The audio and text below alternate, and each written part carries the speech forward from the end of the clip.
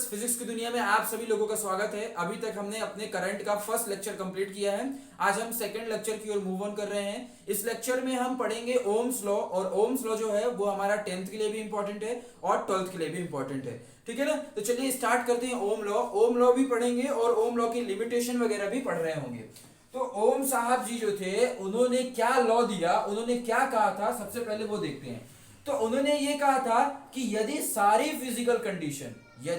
Physical condition remain unchange रहती हैं। Physical condition के अंतर्गत आता है टेम्परेचर चेंजिंग, और क्या क्या आता है फिजिकल कंडीशन के अंतर्गत आता है हमारे पास टेम्परेचर के साथ साथ आता है स्ट्रेन चेंजिंग।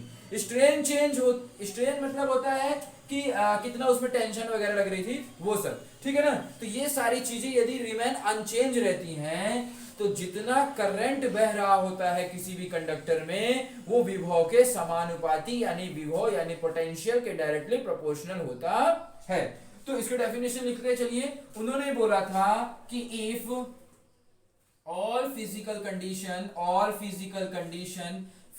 कंडीशन, ये लिखना बहुत जरूरी है। ठीक है ना, if all physical condition such as, जैसे कि सच एज टेम्परेचर, तापमान जिसे बोल सकते हो आप, टेम्परेचर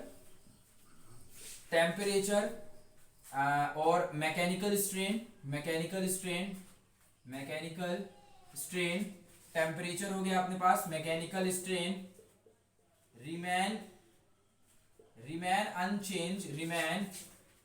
अनचेंज, मतलब कि उसे चेंज नहीं कर रहे हैं, रिमेन अनचेंज, देन करंट, जो करंट बह रहा होगा, current flowing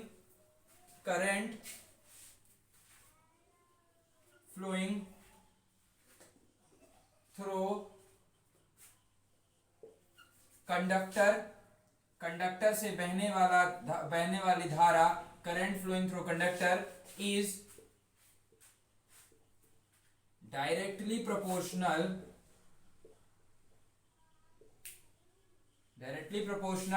to potential difference directly proportional to potential difference across conductor। समझ में आ रहा है? देखो, हमने यही चीज जो बोली थी वही चीज लिख दिया हूं कि यदि सारी फिजिकल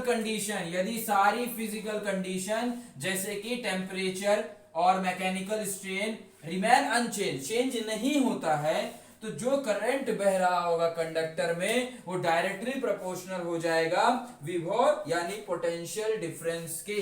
ठीक है ना, इसे अपन स्टेटमेंट क्या कह सकते हैं, V is equal to R, I के बराबर, V is directly proportional to I कह सकते हैं। ये हमारे पास ओम लॉ का स्टेटमेंट हो गया कि जो V थी वो डायरेक्टली प्रोपोर्शनल किसके हो गए बच्चों, V is directly proportional to I। अब पूरी फिजिक्स में जब भी डायरेक्टली प्रोपोर्शनल को हटाते हैं कोई ना कोई कांस्टेंट जनरेट होता है। क्या यहाँ पे कौन सा कांस्टेंट जनरेट होगा, करंट का चैप्टर पढ़ रहे हैं तो करंट के जैसे कांस्टेंट जनरेट होगा, यानी हमारे पास R जो होगा वो एक कांस्टेंट आ रहा होगा।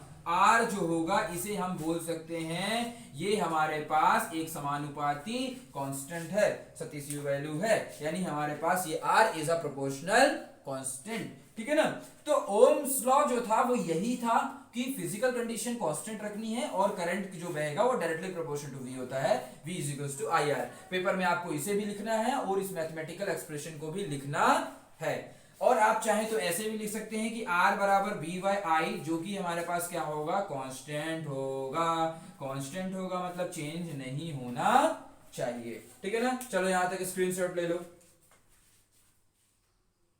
ओम्स लॉ पढ़ लिए, अब अपन ओम्स लॉ की लिमिटेशन को देखने वाले हैं कि आखिर ओम साहब जी जो थे उन्होंने बोला कि ओम लॉ तो अप्लाई होगा, लेकिन कब ऐसी कंडीशन होगी जब ओम लॉ अप्लाई नहीं होगा।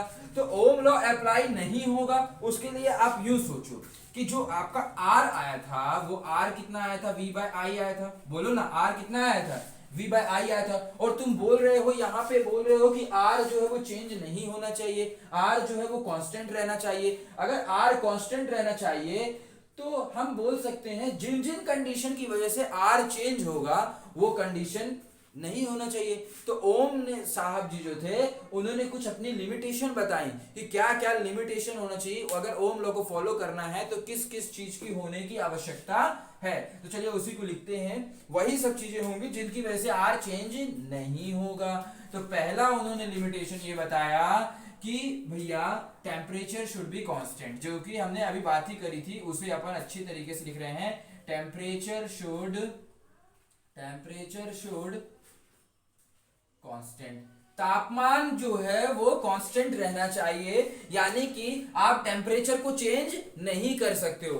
क्योंकि जनरली क्या होता है, अगर हम टेम्परेचर को चेंज करते हैं तो कंडक्टर का रेसिस्टेंस यानी प्रतिरोधक जो होता है वो चेंज होता है, और हमने बोला कि रेसिस्टेंस चेंज नहीं होना चाहिए। ओम्स लॉ में रेसिस्टेंस जो होता है वो क्या होता है, कांस्टेंट होता है। अगर रेसिस्टेंस कांस्टेंट होता है तो रेसिस्टेंस चेंज नहीं होना चाहिए। अगर रेसिस्टेंस को चेंज नहीं करना है तो टेम्परेचर क्या होना पड़ेगा, कांस्टेंट होना पड़ेगा। तो यहां लिख सकते हैं कि इफ हमारे पास टेम्परेचर चेंजेस, यदि हमारे पास टेम्परेचर चेंज होता है, यदि हमारे पास क्या होता है, टेम्परेचर चेंज होता है, तो if temperature changes then resistance changes. यदि टेम्परेचर चेंज होता है तो then resistance changes.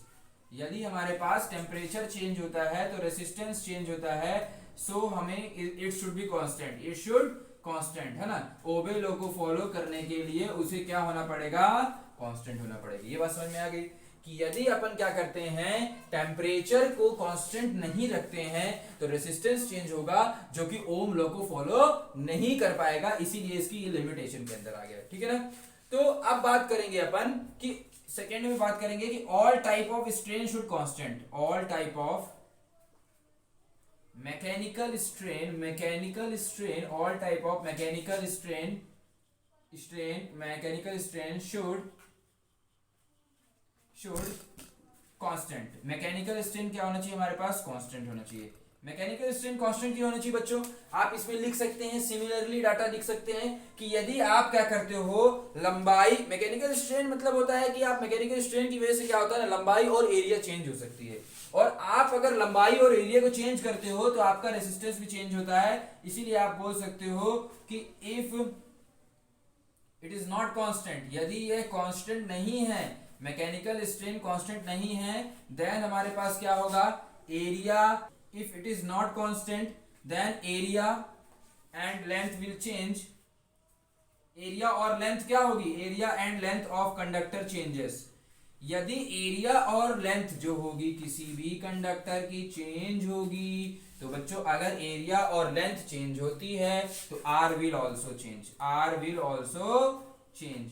Will also changes, जो कि हम नहीं चाहते हैं। तो आपको ये लिमिटेशन भी याद रख लेनी है सभी, क्योंकि ये दोनों लिमिटेशन है, ये 2 नंबर का आ सकता है जब भी ओम लॉ आएगा। तो ओम लॉ के साथ, हालांकि 10th में केवल और केवल ओम लॉ आता है, स्टेट द ओम लॉ रहता है, लेकिन आपके 12th क्लास में Ohm law with write the limitations of Ohm's law भी पूछा जाता है, 10th में भी पूछा जा सकता है। लेकिन तो इसलिए आपको 10th और 12th दोनों क्लास के स्टूडेंट ओम लॉ कंप्लीट कर लें और ओम लॉ की लिमिटेशंस को भी कंप्लीट कर लें, ठीक है ना बस, थैंक यू।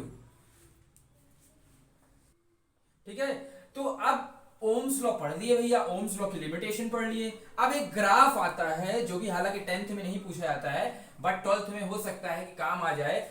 बहुत आसान है ग्राफ, बहुत आसानी से आप बना लोगे। ओम लॉ का ग्राफ पूछ रहा हूं मैं, ओम्स लॉ का ग्राफ पूछ रहा हूं, क्या पूछ रहा हूं, ओम्स लॉ जो होता है उसका ग्राफ पूछ रहा हूं। ओम्स लॉ को ग्राफ से कैसे समझाओगे, बहुत आसान है, देखना। V is directly proportional to I आपने पढ़ा, V is equals to IR आपने पढ़ा, यानी आपने क्या बोला, V जो है वो डायरेक्टली प्रोपोर्शनल टू I है।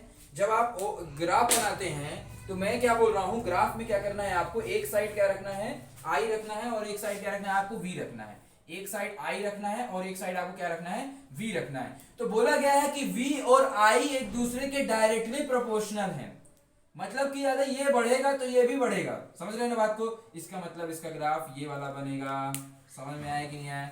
V is directly proportional to I का ग्राफ हमारे पास ये बन चुका है, जो कि आ गया हमारे पास ग्राफ। तो कभी कभी हो सकता है कि 12th क्लास में यदि ओम लॉ पूछे तो आप ग्राफ बना देंगे तो आपको मार्क्स अच्छे से मिलेंगे, क्योंकि जितना अच्छे से अपन लिखते हैं 12th क्लास में उतनी ही अच्छे अपने को मार्क्स मिलते हैं, उस इसलिए ग्राफ बनाना थोड़ा सा इंपॉर्टेंट हो जाता है 12th क्लास में। ठीक है ना? ठीक है लवर्स, आज की वीडियो यहीं तक समाप्त करते हैं। अब बात करेंगे अपने अगले लेक्चर में। अगले लेक्चर में कुछ रेसिस्टेंस के बारे में डिफाइन करेंगे, अपन रेसिस्टेंस के बारे में सारी चीजें डिस्कस करेंगे और स्पेसिफिक रेसिस्टेंस के बारे में डिस्कस करेंगे और उन दोनों के बीच में डिफरेंस के बारे में डिस्कस कर रहे होंगे। ठीक है ना? Thank you lovers.